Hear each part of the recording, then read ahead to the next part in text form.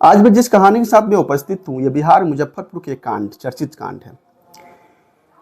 जब ये कांड हुआ था तो पूरे देश ने इसके पीछे रोया था।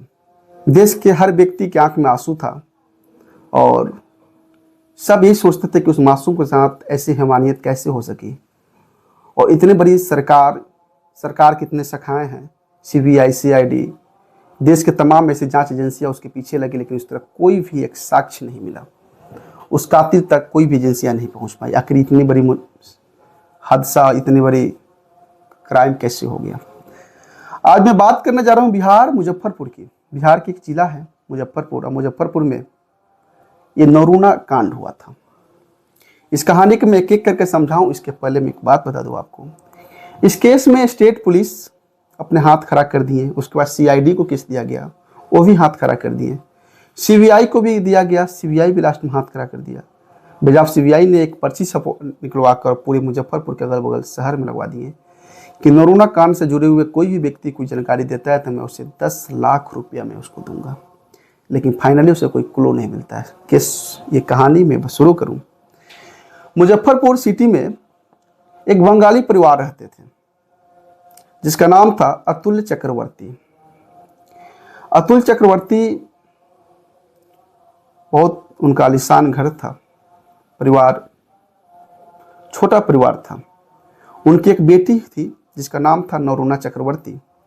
और नरूणा चक्रवर्ती मुजफ्फरपुर के संजीवियस विद्यालय में पढ़ती थी। पढ़ने में काफ़ी ब्रिलियंट थी, स्कूल के हर टीचर उसको पसंद करते थे। अतुल चक्रवर्ती का प्लानिंग था कि जो मुजफ्फरपुर का जो उनका प्रॉपर्टी है उसको बेचकर वो कोलकाता जाके शिफ्ट हो जाए और शिफ्ट होने के बाद वहीं पर रहें। नरूणा में उनकी बेटी थी जिसका उम्र था 12-13 साल। अतुल चक्रवर्ती के एक बेटे थे। 19 सितंबर 2012 की बात है। 19 सितंबर को पूरे बिहार में तीज पर्व जितनी महिलाएं थी मना रही थी। तीज पर्व मना रही थी तो तीज पर्व में जितनी महिलाएं होती वो हाथ में मेहंदी लगाती है। नरूणा भी जाती है, अपनी माँ से बोलती है कि माँ मुझे भी मेहंदी लगा दो। नरूणा भी मेहंदी लगाती है। नरूणा अक्सर अपने माता पिता के साथ सोया करती थी, लेकिन उस दिन जब वो मेहंदी लगाती है तो बोलती है कि आज मैं बगल वाले रूम में मैं सो जाऊंगी, नहीं तो रात में मेहंदी मेरी खराब हो जाएगी। नरूणा के मम्मी पापा बोलते हैं ठीक है जाकर सो जाओ, और सो जाते हैं। नरूणा के माता पिता इधर बगल वाले रूम में नरूणा सो जाती है। जब 4:30 बजे सुबह होता है तो पहले रूम से दूसरे रूम में जाने के बीच में एक बालकनी आती थी, पैसेज, वहाँ पे लाइट हमेशा जलता था। तो उसके पिता भी उस लाइट को जला दिए, बेटी को भेज दिए बगल वाले रूम में नरूणा को सोने के लिए, और जाके खुद सो गए। जब 4:30 बजे सुबह होता है तो जगते हैं और देखते हैं तो लाइट बुझाया हुआ था। अपनी पत्नी से बोलती कि लाइट तुमने बुझाई हो क्या? तो बोलती कि नहीं, मैं लाइट में नहीं बुझाई हूँ, देखिए कहीं नरूणा लाइट को बुझा दी होगी। जाते हैं, देखते हैं नरूणा रूम में नहीं होती है। उन्हें लगता है कि वॉशरूम वगैरह गई होगी। देखते हैं कहीं भी नरूणा पूरे घर में नहीं रहती है। तब तक उनके ध्यान उस घर के खिड़की की ग्रिल पर जाता है, जो ग्रिल बाहर से रड मोड़ा हुआ था। अब बात यह है कि उसी समय अपने घर में सभी को बताते हैं, बेटे को बताते हैं, पत्नी को बताते हैं कि नरूणा नहीं है। सुबह तब तक सुबह हो जाती है। जितने भी पड़ोसी लोग होते हैं उनको बताते हैं, लेकिन नरूणा का कोई पता नहीं चलता है। और पता नहीं चलने के बाद नरूणा किडनैप हो जाती है। सुबह होता है 20 सितंबर 2012। उस दिन लोग जाते हैं और जाने के बाद एक पुलिस कंप्लेन लिखवाते हैं। उसमें बोलते हैं कि नरूणा मेरी बेटी जो मिसिंग थी, संजीवियस में पढ़ती थी। पुलिस इस चीज़ को लेती है लेकिन बहुत लाइटली लेती है, बहुत स्लो इसको जांच पड़ताल करती है। तब तक 10 से 12 दिन बीत जाता है। फिर ये लोग जिला में जाते हैं, जाके एसपी को बोलते हैं कि इस तरह का वाक़या है और हमारी बेटी को आज गुम हुए 12 दिन हो जाते हैं, लेकिन अभी तक कोई सूचना नहीं मिला, कोई जानकारी नहीं मिल पाया। एसपी ने इस चीज़ को मीडिया में, तब तो मीडिया में बातें चल जाती है, मीडिया वगैरह सब कुछ प्रेशर में, प्रशासन प्रेशर में आ जाता है। फिर पुलिस बहुत सख्ती से उस केस को जांच करना शुरू करती है। जिस रूम में नरूणा थी उस रूम को लॉक किया जाता है और बोला जाता है कि इसका फॉरेंसिक जांच होगा, जो लोग आएंगे फिंगरप्रिंट वगैरह चेक करेंगे। उसके बाद नरूणा का कोई पता नहीं चलता है। तब तक 20 दिन बीत जाता है। अब स्टेट पुलिस अपने अंडर वो केस सीआईडी को दे देती है। सीआईडी भी इस केस को देखती है कुछ समय देखने के बाद क्या होता है कि इस केस से जुड़े हुए कोई भी साक्ष्य सीआईडी जुटा नहीं पाती है। जब ये केस सीआईडी के अंदर में था, जब इस चीज़ को जांच पड़ताल हो रही थी, तब तक नरूणा के जो घर के बगल में 20 मीटर दूरी पे एक नाले था, उस नाले पे बहुत कुछ सफाई कर्मी आते हैं और सफाई करने लगते हैं। जब नाले की सफाई करते हैं तो उस नाले से एक मानव कंकाल निकलता है, और कंकाल निकलता है तो पूरे शहर में हल्ला हो जाता है कि एक मानव कंकाल निकला है। उसके बाद उस कंकाल को फॉरेंसिक डीएनए को वगैरह जांच के लिए भेजा जाता है। तब तक सीआईडी भी इस केस पे अपने हाथ खड़ा कर लेती है और फिर इसको स्टेट गवर्नमेंट जो है वो सीबीआई के ट्रांसफ़र करवाते हैं। जब सीबीआई आती है तो उस केस से जुड़े हुए जितने भी जो पुलिस स्टेशन थे, वहाँ के एसपी थे, विधायक थे, एमएलए थे, वहाँ के लोकल जितने भी लोग थे, पड़ोसी के लोग थे, सभी के स्टेटमेंट लेती है। और स्टेटमेंट लेने के बाद 6 आदमी को अरेस्ट करती है, जिसमें एक वो नाला सफाई कर्मी भी था जो करवा रहा था, और सभी को जेल भेज देती है।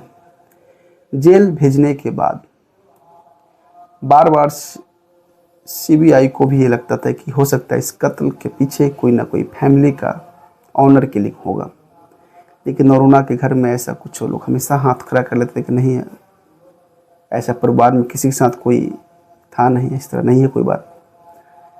बाद में जो कंकाल मिला था, सीबीआई बोलती है कि एक बार मैं आपका डीएनए लेना चाहता हूं, क्योंकि आपकी बेटी गुम है, आपके घर से 20 मीटर की दूरी पर नाले से कंकाल मिला है। शुरू में माता पिता ने उसके देने से, डीएनए टेस्ट सैंपल देने से बहुत हिचकिचाते हैं, कतराते हैं, लेकिन जब मीडिया का प्रशासनिक दबाव आता है तो फिर लोग देना शुरू कर देते हैं, बोलते हैं ठीक है आइए मैं देने के लिए तैयार हूँ।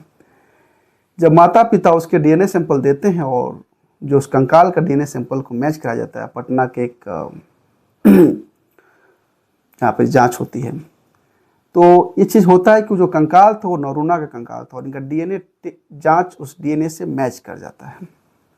अब एक सनसनी खबर बन जाता है, आखिर जब मेरी बेटी इस नाले में मर गई, फेंक दिया गया जैसे भी गया, लेकिन हुआ कैसे, इस बात को पता करना बेहद ज़रूरी था। इधर सीबीआई ने बार बार इस चीज़ को जांच पे जांच करते जा रही थी, लेकिन उनके हाथ कुछ पुख्ता सबूत नहीं मिल रहा था। आखिर इस कत्ल के पीछे का राज क्या है, किसने कत्ल किया, क्यों कत्ल किया। नरूणा के माता पिता ने बार बार बोलते थे कि हो सकता है कुछ भू माफिया का इसमें हाथ हो, क्योंकि मैं अपना प्रॉपर्टी बेचने वाली थी, लेकिन कोई सुराग मिलता नहीं है। सीबीआई ने अपना जांच कर ही रही थी, तब तक उस समय के एजीडी गुप्तेश्वर पांडे, जो बाद में बिहार के गुप्तेश्वर पांडे जो यहाँ से डीआईजी थे, अब उनके पास जाता है और गुप्तेश्वर पांडे ने एक नंबर देते हैं, बोलते कि इस ऑफिसर से आप बात कीजिए, ये ऑफिसर आपका हेल्प करेंगे। ये एक बात है, जब नंबर गुप्तेश्वर पांडे दिए थे, नरूणा के कंकाल मिलने के पहले की बात है, तो उस पर जाते हैं, उनके पिता जिस तरह वो नंबर को डायल करते हैं, तो डायल करने के बाद वो फ़ोन कोई उठाता है और कोई बोलता है, लेकिन उसके बगल से नरूणा की रोने और बोलने की आवाज़ आ रही थी। उसके बाद वो नंबर स्विच ऑफ हो जाता है। बाद में उस नंबर को चेक किया जाता है तो चेन्नई का एक नंबर आता है, फिर बाद में पुलिसकर्मी का नंबर आता है, और उनके मोबाइल में भी पहले से 1-2 बार उस नंबर से कॉल आया था। तो एक बात ये समझ सकते हैं कि इन लोगों का आरोप था कि कुछ भू माफिया और कुछ बड़े लेवल के पुलिसकर्मी भी इसमें इन्वॉल्व है हमारी बेटी की किडनैपिंग में, और किडनैपिंग करके जो अब तो बेटी कंकाल मिल गया तो बेटी मर चुकी है। ये सारी बातें सामने थी, सीबीआई भी जांच कर रही थी। सीबीआई को बार बार रिपोर्ट सीबीआई से मांगा जा रहा था। सीबीआई ने 6 आदमी को इसमें अरेस्ट करके जेल भी भेज दी थी। लेकिन अगर सीबीआई ने 90 दिन तक कोर्ट में अपना रिपोर्ट नहीं करती है तो फिर वो लोग बेल करा के आ सकते हैं। ठीक वैसा ही हुआ, सीबीआई ने 90 दिन तक अपने हाथ खड़ा कर लिए, कोई साक्ष्य नहीं जुटा पाए। जो 6 आदमी थे वो लोग बेल करा के बेल पे घर आ गए। उसके बाद बार बार कोर्ट उनसे रिपोर्ट मांग रही थी कि नोरोना के बारे में जितना भी हो जल्दी उसको सॉर्ट आउट कीजिए, जल्दी फाइनल रिपोर्ट दीजिए। लेकिन तकरीबन 6 बार सीबीआई ने 6-6 महीना का समय लिया और उन लोग बार बार समय ही मांगते थे। बेजात कोर्ट ने एक बार बोल भी दिया था कि ये आपका लास्ट टाइमिंग है, इसके बाद हमको टाइम नहीं देंगे। लास्ट में सीबीआई ने एक पर्चा सटवाकर और मुजफ्फरपुर के हर गली में एक पर्चा लगवा दिया था कि जो व्यक्ति नोरोना को अगर नोरोना कांड से जुड़े कोई जानकारी देते हैं तो उन्हें 10 लाख रुपए तक के इनाम दिया जाएगा। लेकिन नोरोना कांड से जुड़ी हुई कोई भी जानकारी उन लोगों को नहीं मिली। ये राज, एक कांड, एक दफन ही रह गया। इसके बारे में कोई भी सबूत सुराग नहीं मिला। नोरोना के माता पिता ने हर प्रयास किए, अब तो बेटी नहीं रही, लेकिन बेटी के कातिल का पता चल जाए, लेकिन कुछ पता नहीं चला। जो पुलिस, जो डीजीपी गुप्तेश्वर पांडे, उस समय एजीपी थे और एडीजी थे, गुप्तेश्वर पांडे जो नंबर दिया था वो नंबर AK उपाध्याय का था, जो नंबर चेन्नई के था, एक पुलिस थे वो। और उन्हीं के घर से नोरोना का एक रोने की आवाज़ आया था। उसके बाद मोबाइल स्विच ऑफ हो गया था और ये बात नोरोना के फादर ने प्रेस मीडिया में बात बोला था। उसके बाद नोरोना से जुड़ी हुई कोई भी कहानी नहीं मिली। लास्ट में सीबीआई ने अपने रिपोर्ट में डाल दिया कि इस केस से जुड़े हुए कोई भी साक्ष्य या इस केस से जुड़े हुए कोई भी एविडेंस हमें नहीं मिली। नोरोना का कत्ल तो हुआ था, किडनैपिंग तो हुआ था, क्योंकि जो रड खींचा हुआ था रोड साइड में रड खींचा हुआ था और इतने बारीकी से रड खींचा हुआ था तो मानो कोई रस्सी लगा कर उसको खींच दिया गया कि आवाज़ नहीं आए। उस रड को काटने के लिए जब फॉरेंसिक जांच हुआ तो उस रड में कोई केमिकल लगा कर रड काटा गया था कि आवाज़ ज़्यादा बाहर नहीं जाए। नोरोना के जब रूम में उसके फादर गए थे सुबह 4:30 बजे तो उसके पूरे बिस्तर भीजा हुआ था। तो हो सकता है कि जो रड टूटा हुआ था ग्रिल, एक आदमी आ जाए चले जाए। अगर नोरोना का कोई आदमी लेके भी जाता तो फिर वो चिल्लाती, लेकिन उसको पहले बेहोश किया गया, फिर उसको बाहर लेके गया। जो रड था वो बाहर की तरफ था। तो कत्ल तो हुआ, किडनैपिंग तो हुई, लेकिन इससे जुड़े हुए कोई सुराग नहीं निकल पाई। स्टेट पुलिस, CID, CBI, पता ना कितना आयोग का गठन हुआ और इसमें किसी के हाथ कोई साक्ष्य नहीं लगा। आज की एक कहानी नोरोना कांड सोचा था मैं आपके साथ भी एक बार शेयर करूंगा।